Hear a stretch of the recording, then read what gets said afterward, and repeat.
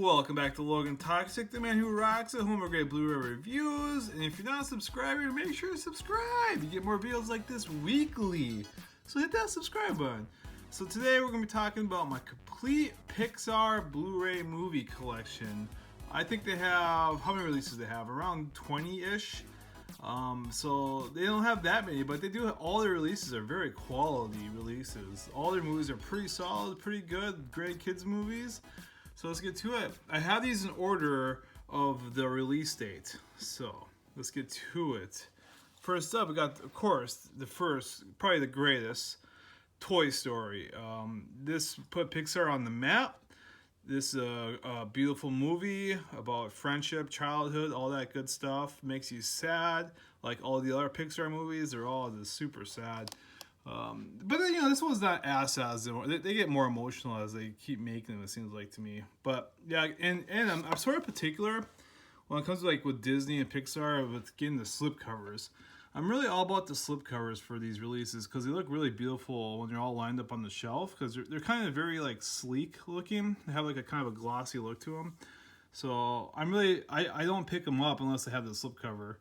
And I'm the same way with my Disney Blu-ray releases. So next up, oh yeah, and this is there they go. Only a matter of time until they all fell.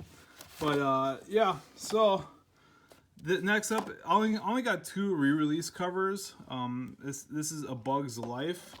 I like this one. I liked Ants. I think I liked Ants a little bit more, but that's just me. I think a lot of people like this one more. But yeah, this is a re-release slipcover. This ain't the original slipcover, but it's still a slipcover. Still looks nice on the shelf. Then we got Toy Story 2. Probably my favorite Toy Story, actually. This one was really fun, especially when they went to that toy shop and they met the main Darth Vader type toy. So yeah, this one was a lot of fun. I really like this one. Then we got Monsters Inc.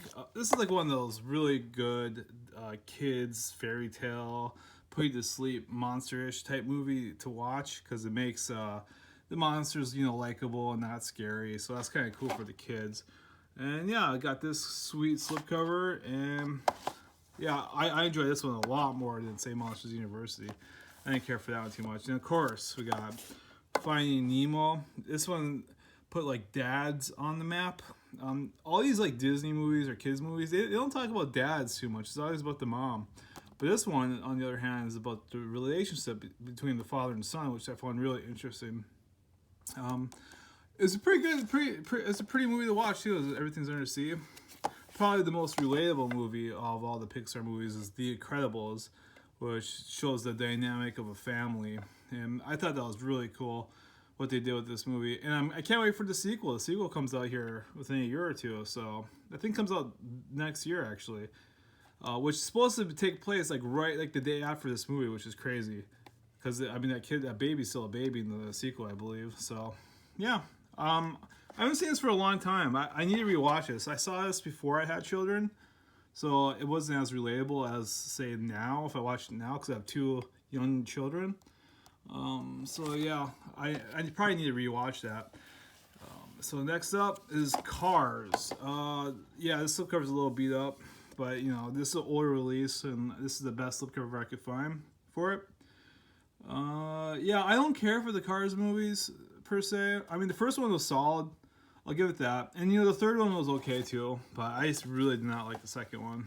Then we got, this is my second of the re-release slipcovers, is I can never say it, Ratatouille, about the cooking rat. And yeah, the voice of Patton Oswalt is really good as well. So this is a pretty good movie. I haven't seen it for a while. I saw all these movies probably once, besides the Toy Story movies. So yeah, I feel like I need to rewatch all of these. And another little slipcover that's a little beat up. It has little sticker residue here that I can easily clean up if you know the right product to do that. But yeah, WALL-E. This slipcover is actually really hard to find. I had somebody hook me up with this slipcover. But yeah, this slipcover is hard to find. I love WALL-E. This is probably my first or second favorite Pixar movie, honestly. I really love the simplicity of it. And it has a lot of heart. Of course, all these movies have heart.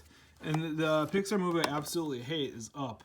Only, not because it's not well made. This is so sad. The first 5-10 minutes of the movie is a freaking gut punch between him and his wife. My gosh, like it's ridiculously sad, especially if you're like if you're married, you know, and you know you're gonna die. It's just this movie really really gets in it. This movie gets in it for sure. So yeah, super sad movie. I'll probably never watch it again. I mean, do kids like this movie? I mean, I know they have the silly dog and the Boy Scout kid and the silly house with the balloons, but this overall themes are just so sad. And of course, if you're talking about death, we have to talk about Toy Story 3. One of the craziest kind of like sadistic scenes in all of like Pixar movies when they're all holding hands about to looking into each other's eyes as they're about to die and melt in the lava or whatever. And this movie is crazy because the big bad guy here, this pink teddy bear, I think he like doesn't he like kill other toys? Like it's kind of dark. This movie is really dark. And of course, I mentioned Cars 2. I didn't really like it. Of course, I have the sweet 3D copy of it. But yeah, I just didn't really care for it. Nice packaging though. Then we got Brave. I thought the story was weak. I love the characters. I love her family. It's just the story was so weak with the bear and stuff. I thought it was gonna be there was really nothing to it. You know, I thought it was gonna be more. I don't know. I just thought it was gonna be more something, and I was hoping it was, but it wasn't. So it was kind of a letdown for me. Then we got, of course, Monsters University, which is a prequel to Monsters Inc. And this is another Pixar movie I don't 100% care for. I mean, it was okay, but that was it. It was just okay. Another super sad Pixar movie is Inside Out. I got the Target exclusive where you can change like these little characters, these little motion characters. This movie is really sad, especially if you have children. All these movies are sad if you have kids. Like if you don't have kids, it's really not that sad.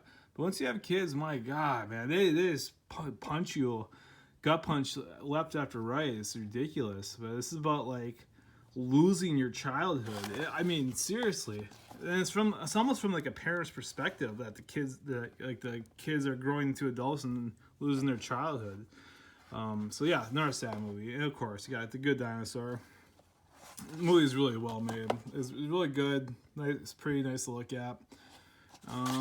Yeah, this is the Ultimate Edition. Then we got, Finding Dory. Finding Nemo, Finding Dory. I didn't really care for him that much.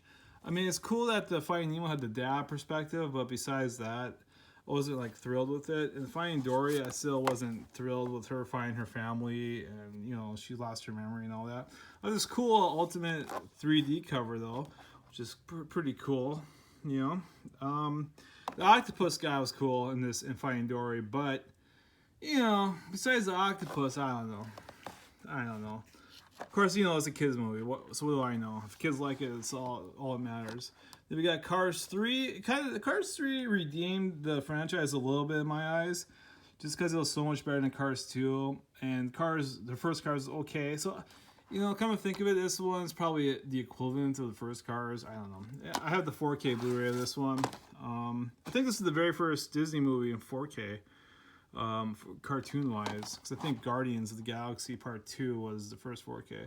But anyways, yeah, it was okay. And then, of course, the latest release of Pixar, Coco. Man, this movie was awesome. I really enjoyed this one.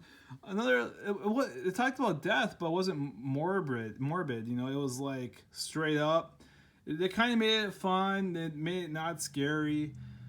So you gotta give Disney and Pixar props for making it like they're talking about death the entire movie, and they made it like not that sad, not that scary. It's just like a way of life. So you gotta respect them for that. And it was a really fun film. The song in this, "Remember Me," is a beautiful song, and of course you gotta tear up at the end with the Coco and the kids singing that song. And yeah, it's so sad. But it wasn't as sad as the other ones. It's still sad though. I mean, that kind of makes a good. It's kind of like you're damned if you do, damned if you don't. Like a good Pixar movie makes you sad, and it kind of pisses you off that it makes you sad. But I mean, it's kind of a good movie because it makes you sad. I don't know. It's hard to define it. So anyway, those are all the Pixar releases to date. Yeah, Pixar's is like a great. They're great filmmakers over there, and I hope they keep doing what they do. But anyway, make sure to subscribe. Get more videos like this. Tell me what your favorite Pixar movie is. Mine is WALL-E. Straight up, it's a straight up WALL-E. Followed by probably some of the Toy Stories, but let me know in the comments below. All right, catch you cats later next time. Peace, y'all.